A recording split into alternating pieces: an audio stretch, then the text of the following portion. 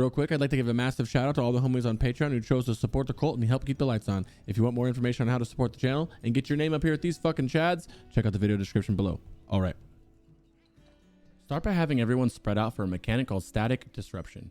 To be honest, on private servers, it was always 10 yards, but I just found out some old Wowhead comments that it was 12 yards, and I honestly didn't check to see the difference on the PTR, so go at 12 yards to be safe.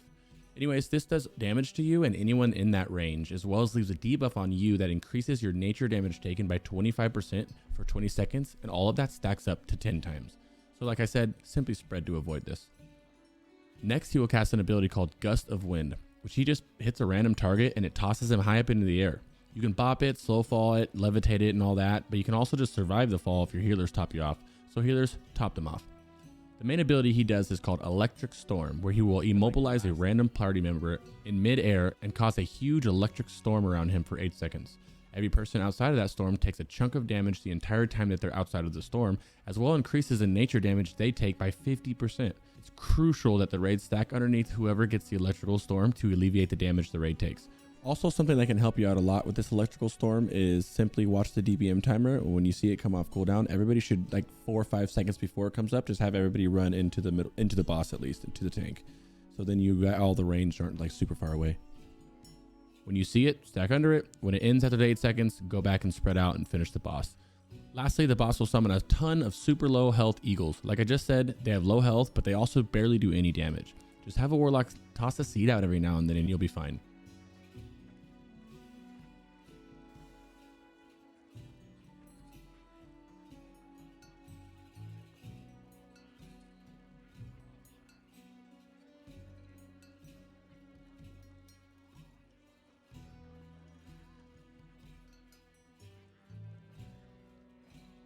This is a 2-phase encounter. Phase 1, the boss is in human form, and Phase 2, he's in bear form.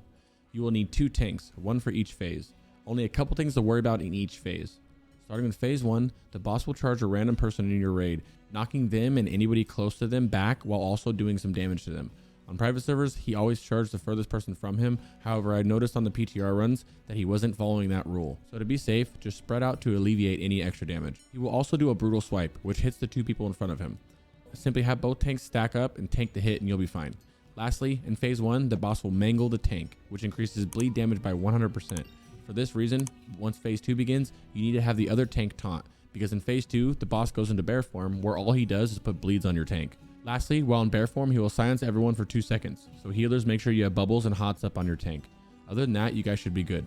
Just go back and forth between Phase 1 and Phase 2 until the boss is dead. This fight is pretty patchworky, so as long as you tank swap and spread out, you guys will be fine. You need 2 tanks for this fight. One for the boss and one for the bird ads that will spawn later in the fight. At the start of the fight, make sure everyone is spread out for a mechanic called Flame Breath. The first thing the boss will do is, well, Flame Breath, which is a conal breath. So make sure you're spread out and nobody's in front of you or behind you. About 10 seconds into the fight, he will spawn 2 non-elite hatchers. These hatchers run to the sides and start hatching eggs that spawn a ton of little birds called Amani Dragonhawk hatchlings. And if these are not killed, they will cast Flame Buffet on you guys. Buffet? Is it always buffet? Whatever. Mark and kill one of these hatchers while allowing the other to hatch the eggs on the other side. Have your pally tank pick up those ads when they pop, bring them to the boss, and then AoE them down. Make sure after the hatcher pops those eggs that you kill the hatcher, because after he hatches the one side, he will run to the other side and hatch those eggs. That sounded way more hectic than it was. It's very easy to deal with. Just nuke one of the hatchers and AoE them down. Periodically throughout the fight, the boss will also teleport back to the middle of the room and toss out a ton of fire bombs that look like this. They blow up after 8 seconds for about 6,000 damage. Just make sure you're not next to any of them when they blow up.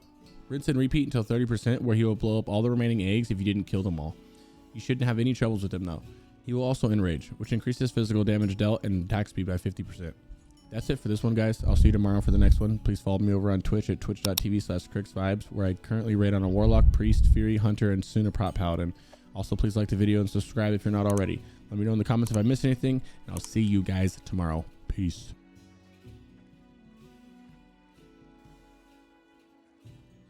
This is a 3-phase encounter. However, the phases act quite differently in comparison to what we've seen before. Before breaking down the phases, let's briefly touch on the mechanics in each phase. Phase 1, he will Frenzy, which should be Trank Shotted. He will also Saber Lash or Lock Like Mother, but instead of hitting 3 targets, it'll hit 2 targets for about 6 to 7k that are within 5 yards of the boss. Just make sure your 2 tanks are stacked up and you'll be fine. As for the phase 2 mechanics, he will start the phase with Transfigure, going into Shaman form, which will also hit everybody in the raid for roughly 4k damage. Make sure to heal everyone after. Other than that, he will summon a Corrupted Lightning Totem that will shoot lightning out that will also chain to others. Melee, just kill this totem when you see it and you won't have any issues. The boss will also interrupt people with Earth Shock and hit people with Flame Shock. Just make sure you guys dispel the Flame Shock and you'll be good. Lastly, he'll summon a Lynx that you can completely ignore. Now, to go over how the phases work. The fight starts at 100% health.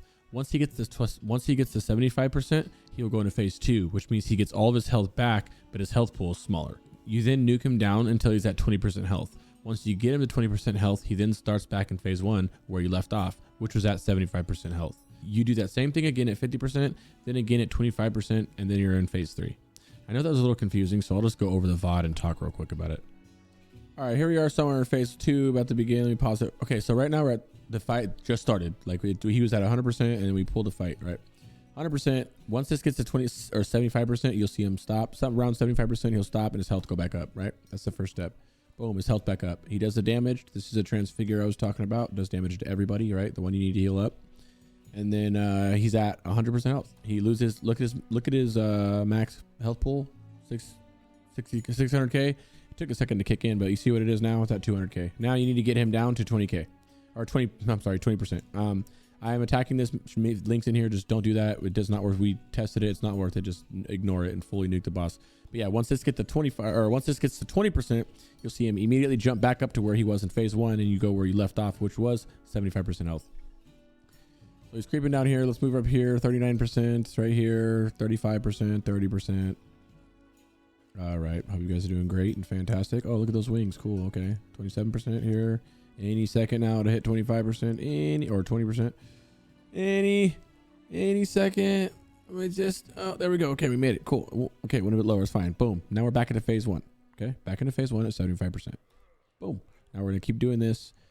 I'm just gonna move. You're moving him down to 50%. Now once his health gets to 50%, you will see him do the same thing. He will lose his health percentage. I mean, he'll lose some of his maximum health. I'm sorry, and then he'll go up to full health. Here we go. Right here, 55%, 52%, 50. Boom. Back to full health. Everyone gets hurt. Now we're back into phase 2. Do that again at 25%, and then after that, he will go back up to 25% and go into phase 3 where nothing changes. He will just continue to put totems down. Keep doing what you're doing, and the boss will be dead in no time.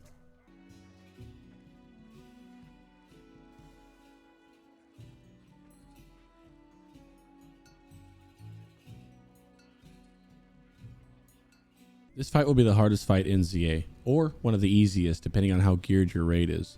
The boss will spawn with 4 out of 8 possible ad choices. It's completely random on which 4 you get.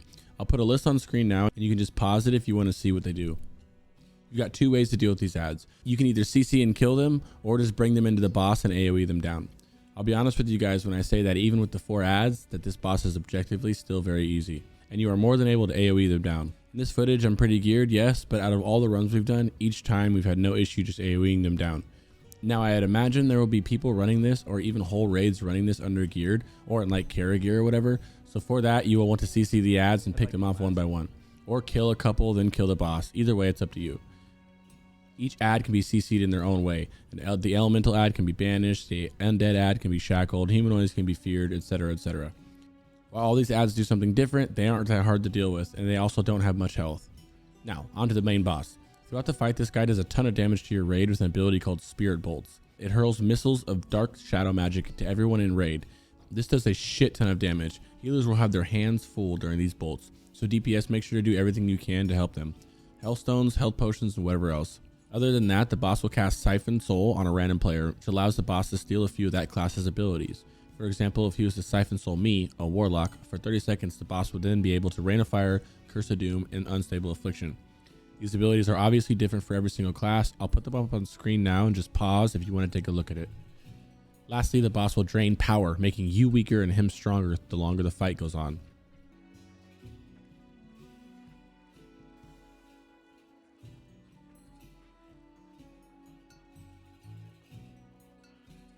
Before we start this fight, please make sure your raid is inside the outer fence so that they don't get locked outside when the fight starts. You don't want to be that guy. Trust me, you're not that guy.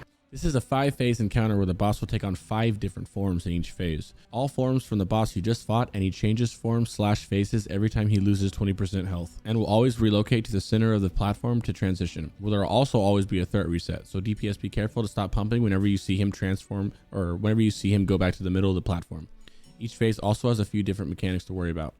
Phase 1, he is a troll and he will whirlwind, which you should move out of, and he will also do a grievous throw, which causes a target to bleed until you fully heal him. So obviously healers fully heal that person.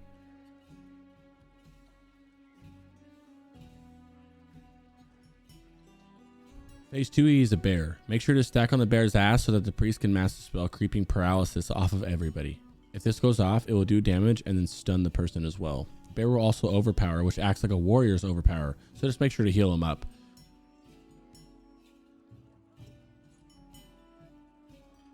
Phase 3, he's in eagle form.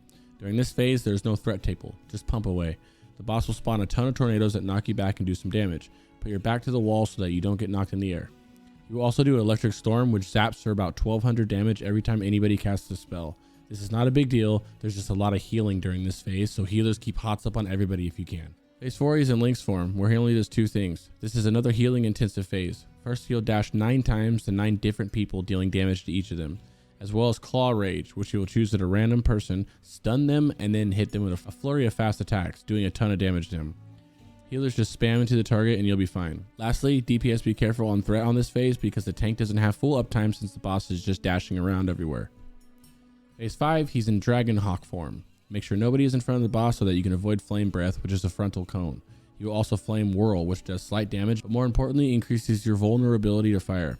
So the longer the fight goes on, the more of these goes out, the more your healers will need to heal. Lastly, he will put down Pillars of Fire.